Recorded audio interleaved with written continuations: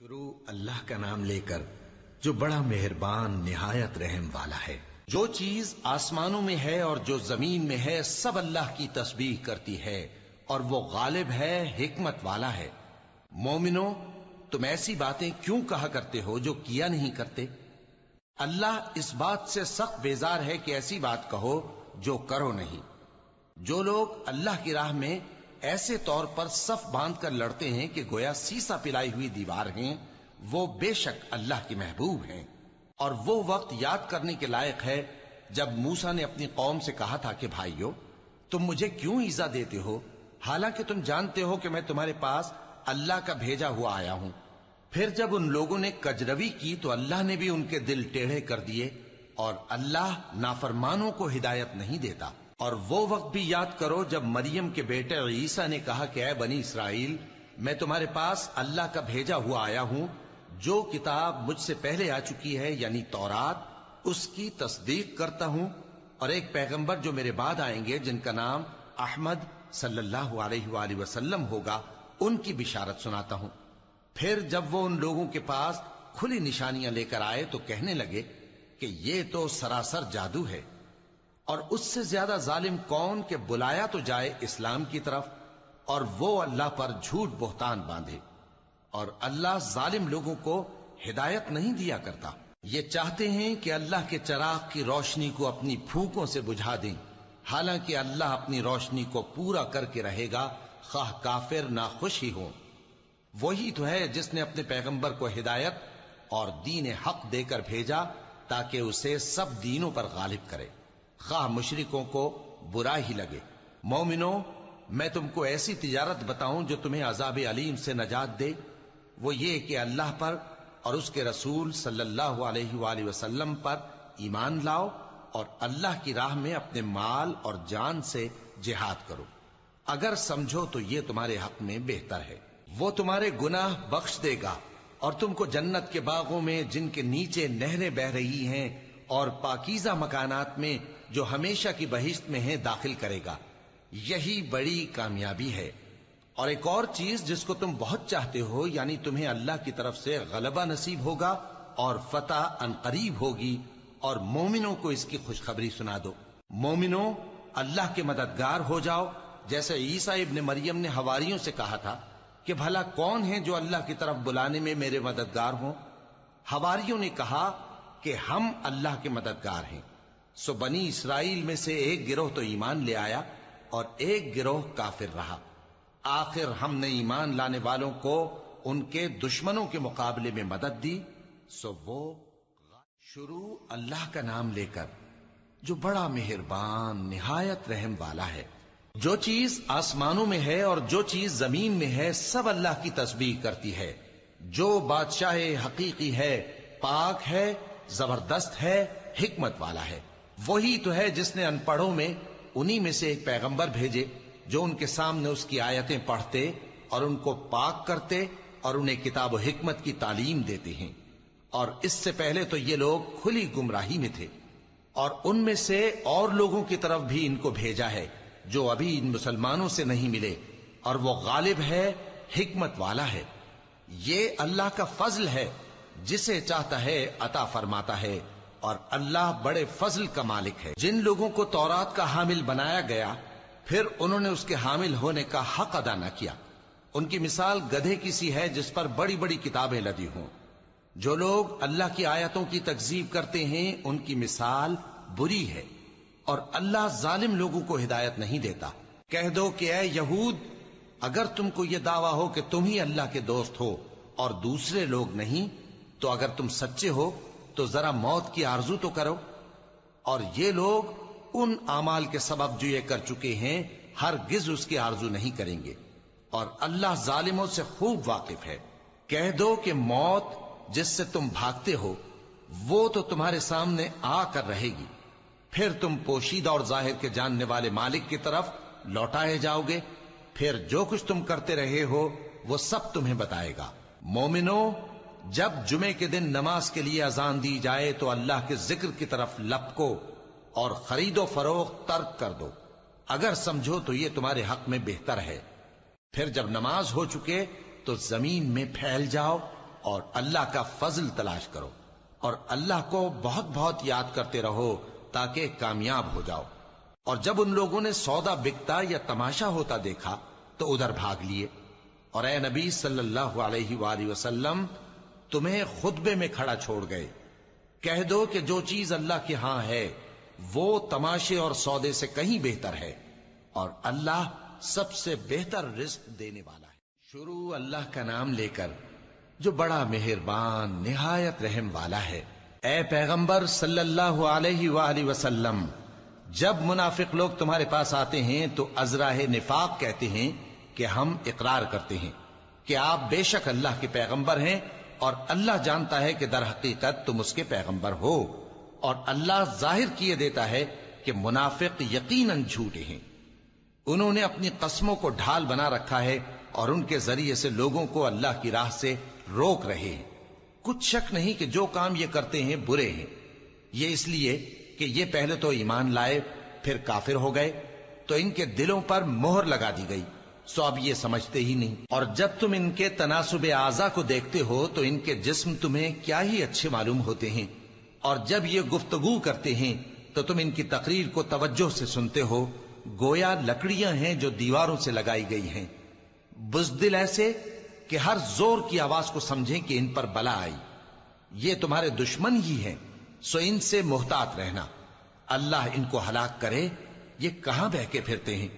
اور جب ان سے کہا جائے کہ آؤ رسول اللہ صلی اللہ علیہ وآلہ وسلم تمہارے لیے مغفرت مانگیں تو سر ہلا دیتے ہیں، اور تم ان کو دیکھو کہ تکبر کرتے ہوئے رکے ہی رہتے ہیں۔ تم ان کے لیے مغفرت مانگو یا نہ مانگو ان کے آگے برابر ہے، اللہ ان کو ہرگز نہ بخشے گا، بے شک اللہ نافرمان لوگوں کو ہدایت نہیں دیا کرتا۔ یہی ہیں جو کہتے ہیں کہ جو لوگ رسول اللہ صلی اللہ علیہ وآلہ وسلم کے پاس ہیں ان پر کچھ خرچ نہ کرو یہاں تک کہ وہ خود بخود بھاگ جائیں، حالانکہ آسمانوں اور زمین کے خزانے اللہ ہی کے ہیں، لیکن منافق نہیں سمجھتے۔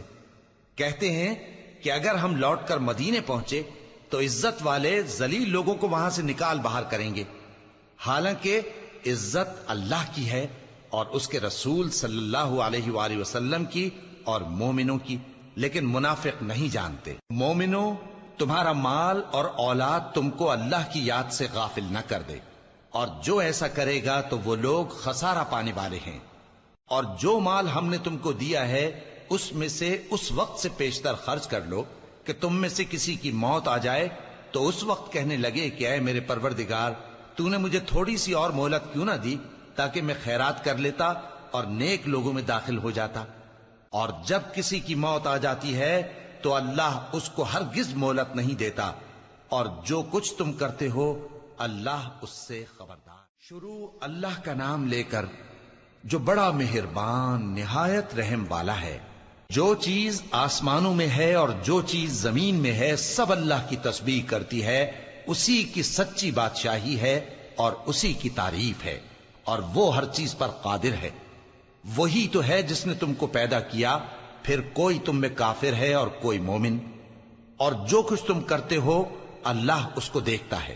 اسی نے آسمانوں اور زمین کو حکمت سے پیدا کیا، اور اسی نے تمہاری صورتیں بنائیں اور صورتیں بھی اچھی بنائیں، اور اسی کی طرف تمہیں لوٹ کر جانا ہے۔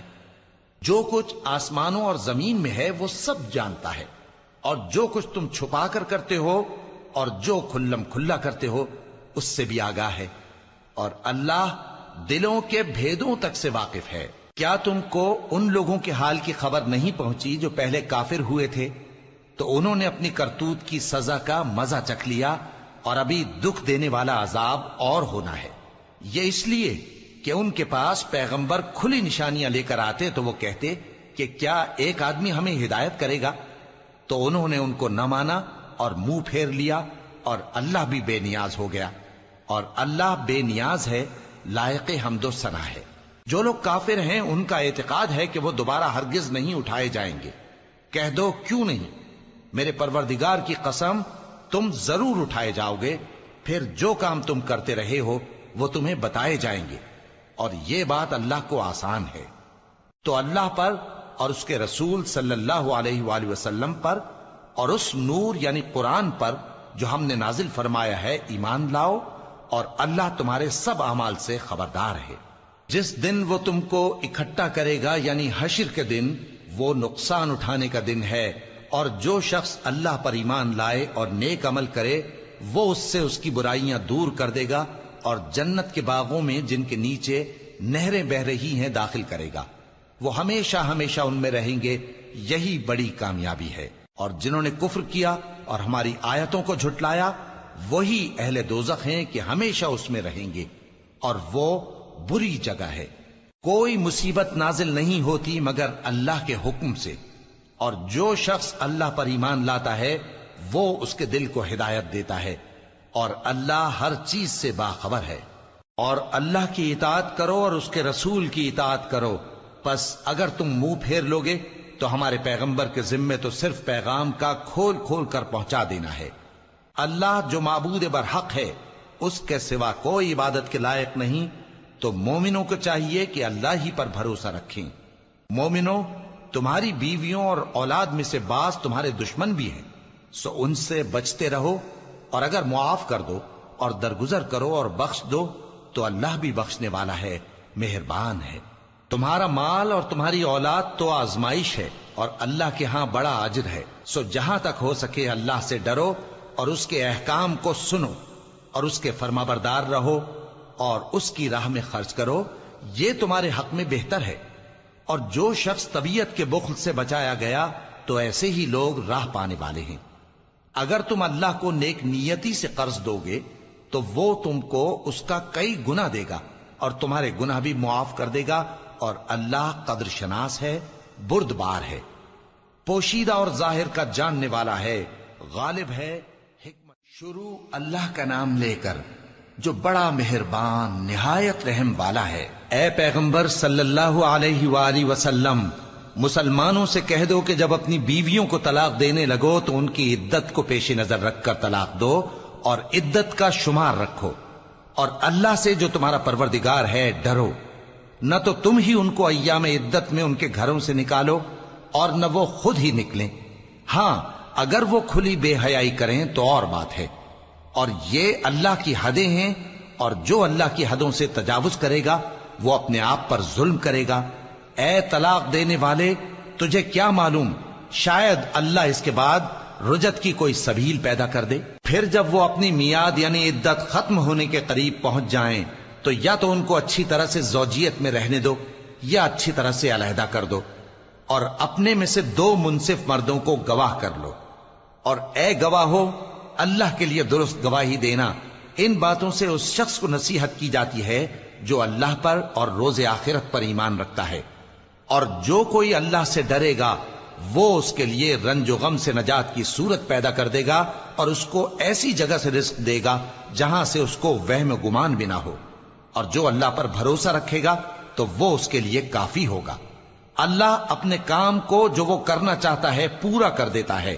اللہ نے ہر چیز کا اندازہ مقرر کر رکھا ہے۔ اور تمہاری طلاق والی بیویاں جو حیض سے نا امید ہو چکی ہوں، اگر تم کو ان کی عدت کے بارے میں شبہ ہو تو ان کی عدت 3 مہینے ہے، اور جن کو ابھی حیض نہیں آنے لگا ان کی عدت بھی یہی ہے۔ اور حمل والی عورتوں کی عدت وضع حمل یعنی بچہ جننے تک ہے، اور جو اللہ سے ڈرے گا اللہ اس کے کام میں سہولت پیدا کر دے گا۔ یہ اللہ کا حکم ہے جو اس نے تم پر نازل کیا ہے، اور جو اللہ سے ڈرے گا وہ اس سے اس کے گناہ دور کر دے گا اور اسے اجر عظیم بخشے گا۔ طلاق والی عورتوں کو ایام عدت میں اپنی حیثیت کے مطابق وہیں رکھو جہاں خود رہتے ہو، اور ان کو تنگ کرنے کے لیے تکلیف نہ دو، اور اگر وہ حمل سے ہوں تو بچہ پیدا ہونے تک ان کا خرچ دیتے رہو، پھر اگر وہ بچے کو تمہارے کہنے سے دودھ پلائیں تو ان کو ان کی اجرت دے دو، اور بچے کے بارے میں پسندیدہ طریق سے موافقت رکھو۔ اور اگر باہم ضد اور نا اتفاقی کرو گے تو بچے کو اس کے باپ کے کہنے سے کوئی اور عورت دودھ پلائے گی۔ صاحب وسعت کو اپنی وسعت کے مطابق خرچ کرنا چاہیے، اور جس کے رزق میں تنگی ہو جتنا اللہ نے اس کو دیا ہے وہ اس کے موافق خرچ کرے۔